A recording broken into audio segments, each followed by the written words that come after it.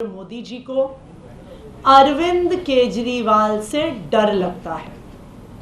उन्हें पता है कि वो चुनावी मैदान में, वो दिल्ली में, वो पंजाब में अरविंद केजरीवाल और आम आदमी पार्टी का सामना नहीं कर सकते हैं। अरविंद केजरीवाल जी और आम आदमी पार्टी द्वारा किए गए काम का सामना नहीं कर सकते हैं।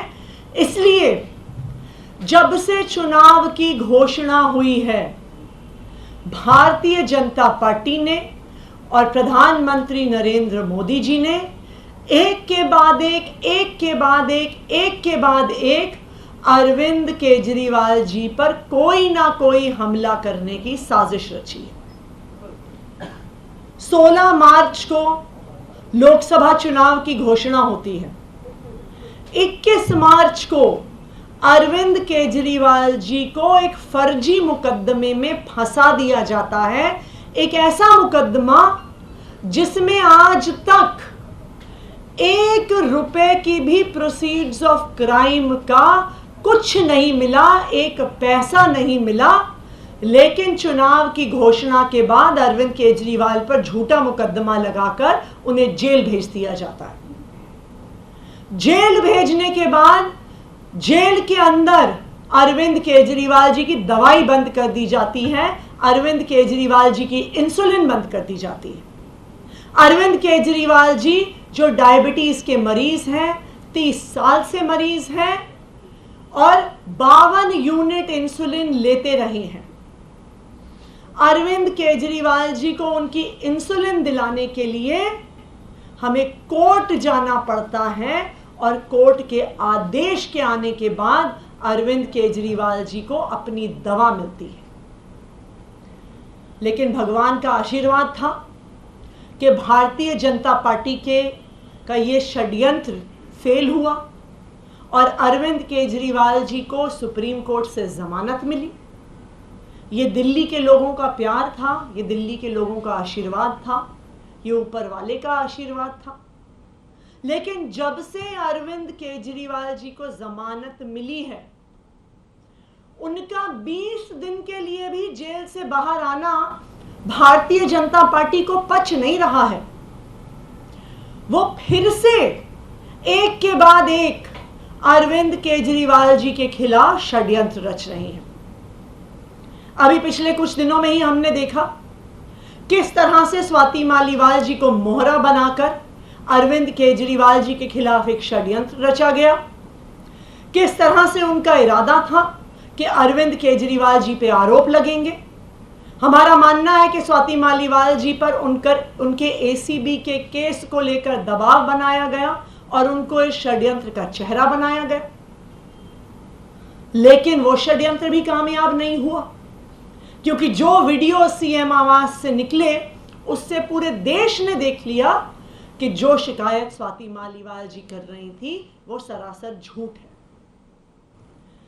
जब स्वाति मालीवाल जी वाले आरोप का षड्यंत्र नहीं चला, तो अब भारतीय जनता पार्टी अपना आखिरी दांव खेलने पर आ गई है। वो अरविंद केजरीवाल जी पर हमला करवाने की साजिश कर रहे हैं, अरविंद केजरीवाल जी को जान से मारने की साजिश कर रहे हैं। कल दिल्ली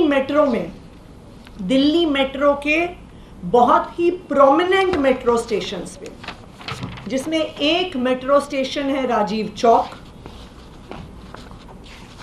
दूसरा मेट्रो स्टेशन है पटेल नगर और उसके अलावा कई मेट्रो की ट्रेन्स के अंदर अरविंद केजरीवाल जी के खिलाफ धमकियां लिखी गई हैं। उनको जान से मारने की धमकी लिखी गई है और उन पर हमला करने की बात कई जगह पर धमकी के तौर पर दिल्ली भर के प्रोमिनेंट मेट्रो स्टेशंस पर लिखी गई है। अब आप मुझे बताइए, ऐसा कैसे हो सकता है कि वो मेट्रो स्टेशन जिसका चप्पा चप्पा सीसीटीवी कैमरा से कवर्ड है, मेट्रो स्टेशंस का 1 इंच भी सीसीटीवी कवरेज के बाहर नहीं होता, ये मेट्रो स्टेशंस राजीव चौक, पटेल नगर में दिन रात पुलिस मौजूद रहती है, पैरामिलिट्री फोर्सेस मौजूद रहते हैं, 24 घंटे सीसीटीवी कैमरा की मॉनिटरिंग होती है, लेकिन फिर भी धमकियां लिखी जाती हैं और धमकियां लिखने वाले को कोई ढूंढ भी नहीं रहा है। वो धमकी लिखने वाला ये सारी धमकियां अपने सोशल मीडिया अकाउंट्स पे पोस्ट भी करता है। मैं जानना चाहती हूं कहां है दिल्ली पुलिस, मैं जानना चाहती हूं कहां है उनका साइबर सेल, मैं जानना चाहती हूं कहां है दिल्ली मेट्रो के सिक्योरिटी फोर्सेस। ऐसा कैसे होता है कि दिल्ली के मुख्यमंत्री को खुलेआम जान से मारने की धमकियां दी जा रही हैं, एक जगह नहीं, 2 जगह नहीं, दिल्ली मेट्रो में जगह जगह दी जा रही हैं, खुलेआम उनको सोशल मीडिया पे डाला जा रहा है, लेकिन दिल्ली पुलिस टस से मस नहीं हो रही है।